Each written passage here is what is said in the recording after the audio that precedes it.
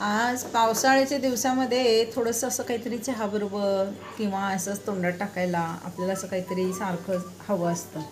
तर आज आपण बनवणार आहोत मैद्याच्या तिखट अशा शंकरपाळ्या किंवा मैद्याचे तिखट जे स्नॅक्स असं आपल्याला बनवायचं आहे.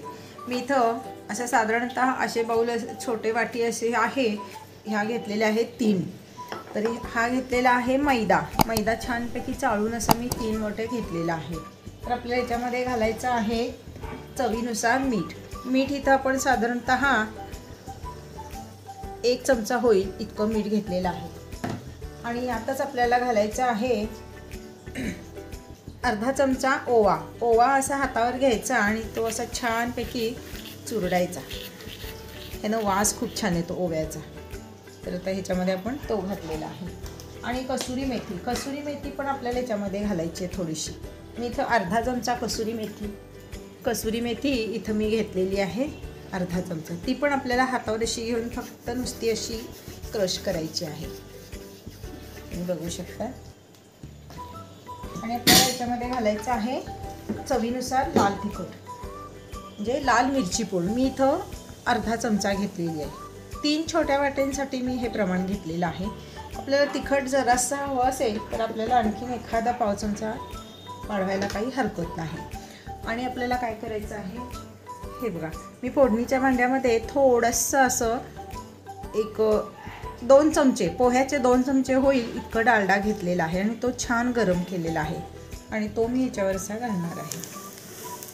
जास्त आपल्याला घालायचं नाही आहे. आणि मी हे मळणार आहे म्हणजे काय माहिती, आपण साध्या पाण्यात सुद्धा मळू शकतो. पण काय झालेलं, मी आता जस्ट तूप कढवलेलं आणि हे आपलं तुपाचं असं शेवटी सगळ्यात राहतं. आपण ह्याच्यामध्ये चपातीचे कणिक वगैरे पोळ्याचे कणिक भिजवतो बघा. तर आता आणायचे हे करायचंच होतं म्हणून मी ह्याच्यामध्ये तूप कढवलेलं आहे, त्याच्यात थोडंसं पाणी घातलेलं आहे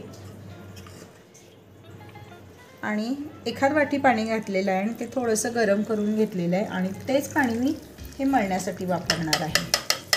तर तुम्ही बघू शकता. म्हणजे आपल्याला एक्स्ट्राचं तूप वगैरे काही घालायची काही गरज नाही. आणि आपलं हे तूप कढवून राहिलेलं असतं हे शिल्लक, ते पण वेस्ट जाणार नाही. मी नेहमी असंच करते बघा. याच्यामुळे तूप कढवलेलं असेल ना तर त्यात थोडंसं पाणी गरम करून घ्यायचं आणि त्यातच कणिक भिजवायची पोळ्याची चपातीची वगैरे. छान चपात्या होतात आणि आपलं पीठ पण वेस्ट जात नाही. हे बघा, आता आपण हे छान असं मळून घ्यायचं आहे. आता आपण साधं पाणी घालून ह्याला मळून घेऊ शकतो. आता हे बघा, हे असं आपण छान असं पीठ कणिकीची छान मळलेली आहे एकदम अशी. आणि आपण ती एक अर्धा तास झाकून ठेवलेली छान सेट व्हायला. आणि हे पीठ आपलं तर छान असं मुरून छान सेट झालेलं आहे. तर आता आपण ह्याच्या छानपैकी अशा छोट्या छोट्या शंकरपाळ्या लाटूया. फार पण आपल्याला पातळ लाटायच्या नाहीत आणि फार पण जाड लाटायच्या नाही आहेत बरं का. अगदी आपल्याला अशा मीडियम अशा लाटायच्या आहेत. इतकं छान असं मस्त आपलं मळून असं एकदम मुरलेलं आहे ना, त्यामुळे इतकी छान पोळी लाटायला येते. हे बघा, अशा प्रकारे आपल्याला हे मस्तपैकी लाटून घेऊया. आपली अशी छान अशी आता हे आपली लाटून झालेली आहे.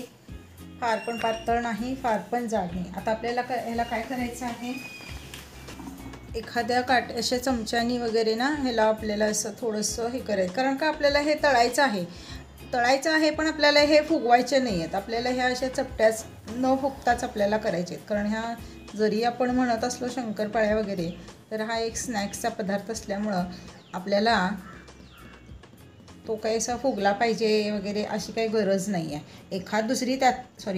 एखाद दुसरी जर फुगलेली असली तर काही हरकत नाही. पण शक्यतो आपल्याला असं करून घ्यायचं आहे जेणेकरून ते फुगणार नाहीत. अशा प्रकारे आपल्याला ह्या करून घेतल्या की तुम्ही चाकून पण असा कापू शकता किंवा आपल्याकडे बघा करंजी करायचा हा जो आपला साचा असतो ह्याच्यातनं पण आपण असं करू शकता. एक छान अशी डिझाईन तयार होते. बाकी काही इतर काही होत नाही. तर हे अशा प्रकारे आपण करायचं आहे. आपल्याला फार पण मोठे करायचे नाही, अगदी मीडियम साईजचे. तुम्ही कोणत्याही आकाराच्या करू शकता, असं काही नाही. आकार कुठलाही असला तरी काय, पदार्थ टेस्ट महत्त्वाची आहे. त्यामुळे कुठल्याही आकाराचे तुम्ही करू शकता हे मस्तपैकी असे.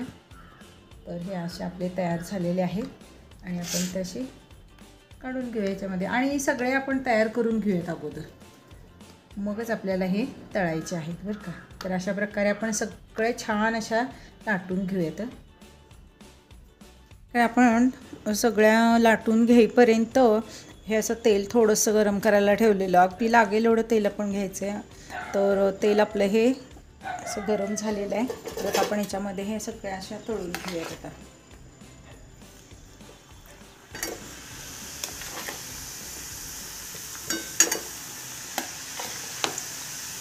हा चहाबरोबर वगैरे किंवा अगदी असं मधल्या वेळेत खायला वगैरे खूप छान लागतो.